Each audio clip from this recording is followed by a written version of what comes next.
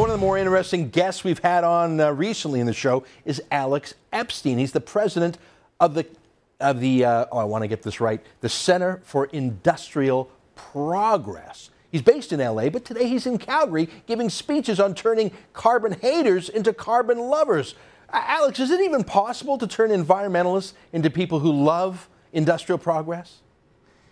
Yeah, absolutely. But if by environmentalists you mean people who really care about environmental issues but have been taken in by the anti-industrial leaders, I certainly have failed in my attempt to convert Bill McKibben, for example, and it wasn't really an attempt. I mean, I've pointed out a lot of things to him, and he, the day after I tried, he went to, I believe he actually went to LA to try to convince everyone to get rid of 95% of the fossil fuels that sustain our civilization. So, but if you pick the right targets who really have the right values, you can certainly do a lot. You know, I think I know what you're talking about. In my own book, Ethical Oil, I say you're never going to convince the paid professionals at Greenpeace, but the people I call the Zoes, you know, the university students who are maybe a little idealistic and want to do the right thing and have just been misled, but are generally actually good faith people, there is a chance to convince them. But it's tough, right? Because, I mean, they've been soaking in this sauce, this left-wing anti-industrial sauce since grade school, and you've maybe got like a 30-second elevator ride to turn them around or a 5-minute altercation at a protest. It's tough. Have you ever actually turned someone around? Or maybe does it take a long time and you plant the seed and only a year later do they realize that you were right?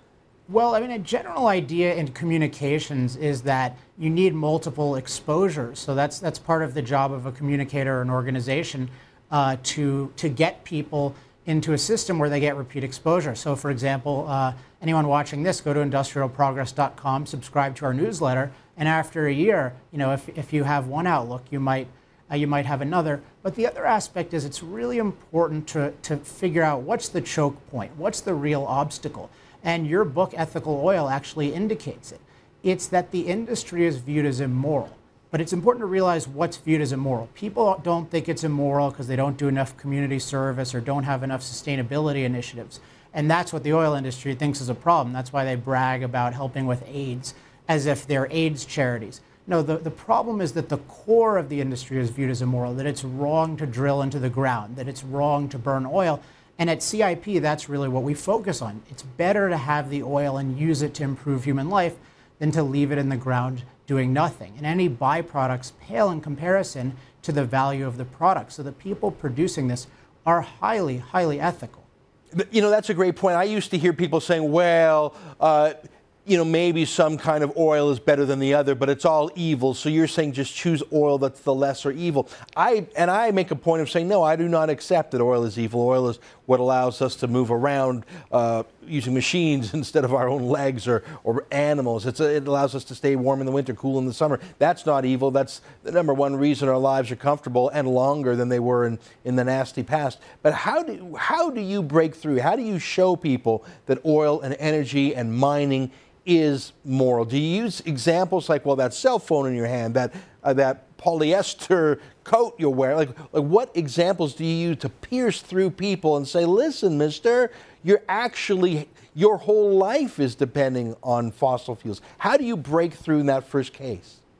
Well, this is a topic I've been discussing all week with different people in the oil industry, and tomorrow I'm fortunate enough to speak at the Canadian Association of Petroleum Producers, which is the largest oil organization in Canada. And one aspect is how to tell the story right in a personal way that people will really come to value oil. And I call this the need, challenge, triumph narrative. So you have to talk about how we have this basic need for both portable power and modern materials, how this is a great challenge that, for example, the solar and wind industries have failed miserably to do. Nothing against them, but they are failures. And that the oil industry, unique among all others, has met the challenge and has triumphed so that I can get a FedEx package in a day, so that I can have a hospital that's been sanitized by oil products, so that the whole world can be fed. You know, the oil industry has basically solved world hunger thanks to modern agriculture, and people need to be told that story. And if they are told that story, they'll come to value oil just like they value their iPhone, and they'll come to value the people who produce it. And ultimately, I find a lot of people start regarding the oil industry as heroic, which I do myself. I do too. You know, I think there's some people even in Calgary where you are now, if they're asked at a dinner party, what do you do for a living, they're shy about saying I'm an oil man, because even in Calgary, people have become conditioned to think, oh, oil is immoral. I say to oil people, introduce yourself as an ethical oil man and start the conversation there. At the worst that'll happen, people will say, what do you mean?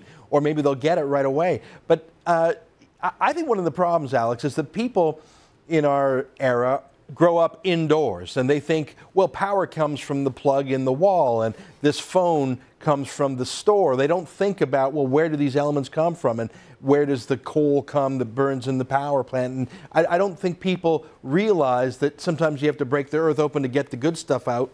You close the earth back up when you're done. But I think people are so disconnected from primary industries, they think we just sit around in Starbucks texting each other Instagrams all day. Like I think people don't realize what industry's like. But I think that's the important of the idea of the challenge narrative, saying, look, we have this completely unprecedented world. Let's understand what makes it up, what makes it possible. And if it's told the right way, it's really a fascinating thing. Someone wonders, how is it that there's so much food, that there's, we were supposed to run out of food, and now there's enough food for almost 7 billion people. What made that happen? And if they understand, hey, we figured out how to get machines to do all our work for us, and to do that, then machines needed food, and the best form of food for machines is this thing called oil, which this brilliant industry figured out how to get, 1 trillion barrels of, and then transform it into this machine food. This stuff, it becomes pretty fascinating to people. Well, Alex, I'm glad you're out there fighting and those basic arguments, those building block arguments. I wish I was going to be there in Calgary tomorrow for your speech at CAP, but hopefully you'll come back on the show and tell us how it went. Yeah, well, thanks for having me. And again, everyone, industrialprogress.com, sign up for our newsletter and learn about the amazing world of progress. Right on. Thanks, my friend.